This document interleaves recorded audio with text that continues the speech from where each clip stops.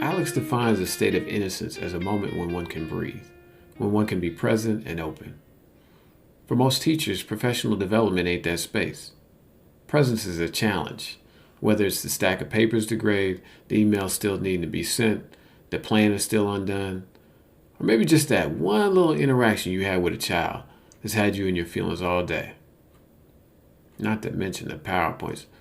My God, the PowerPoints. But there's one more distraction in the room that doesn't get talked about so much, and that's guilt. Now, I don't care who you are.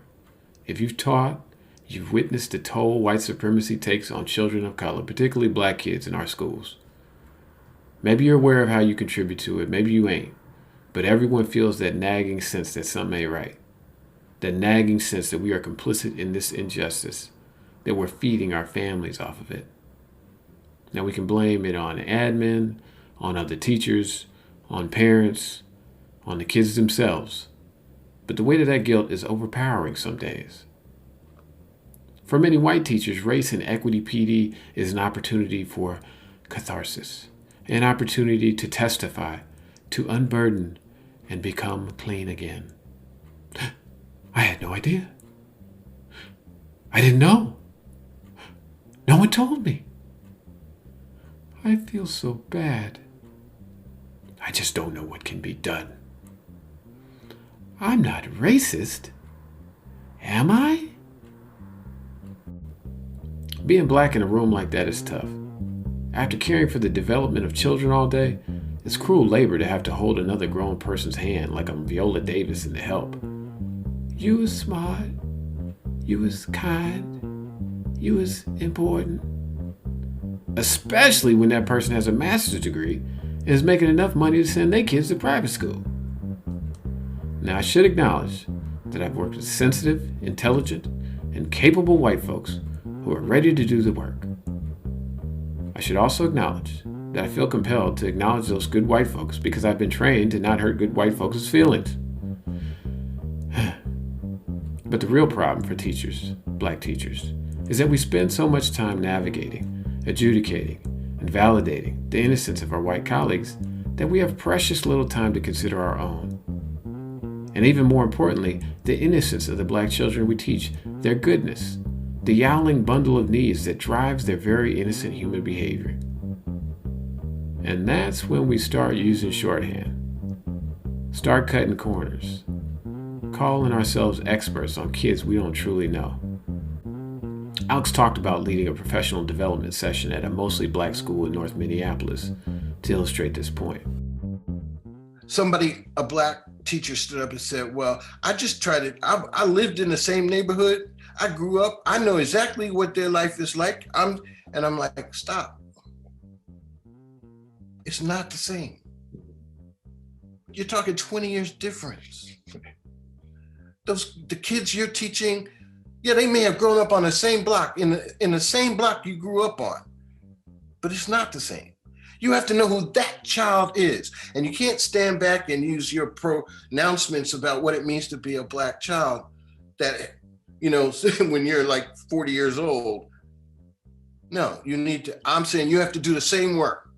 You have to go back to that child's life. You have to talk to that child, get to know that child, because, and no shorthand here. So it reinvigorates the teacher's engagement with the community and with the child in the now, and it validates your engagement with the child right now, right? So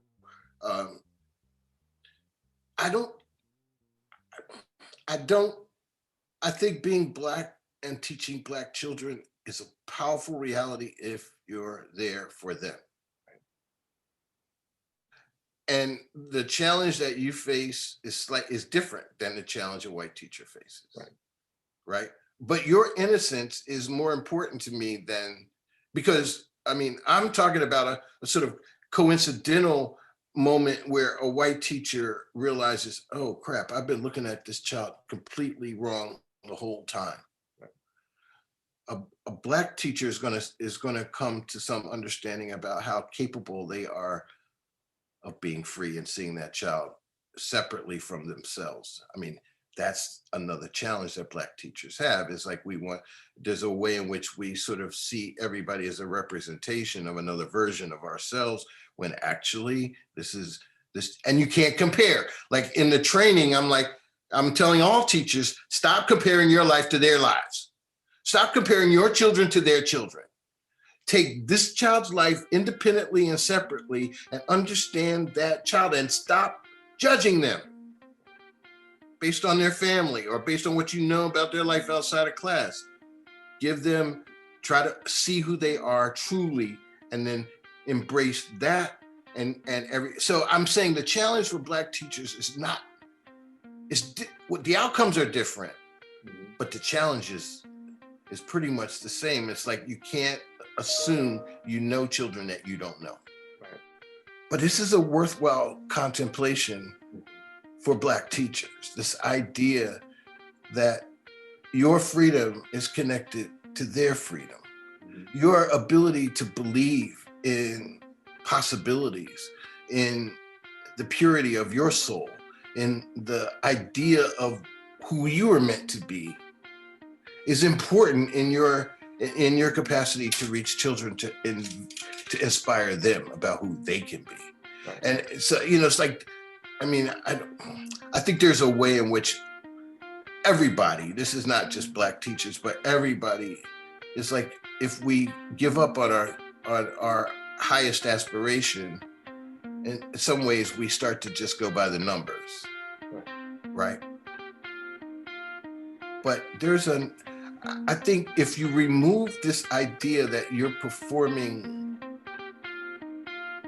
to the expectations of the outside world, and begin to install a system where the only judge of your aspirational energy is you,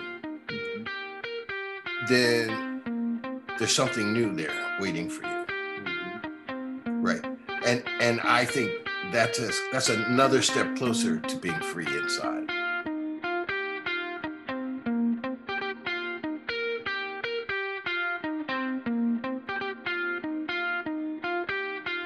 Thinking about my rookie year with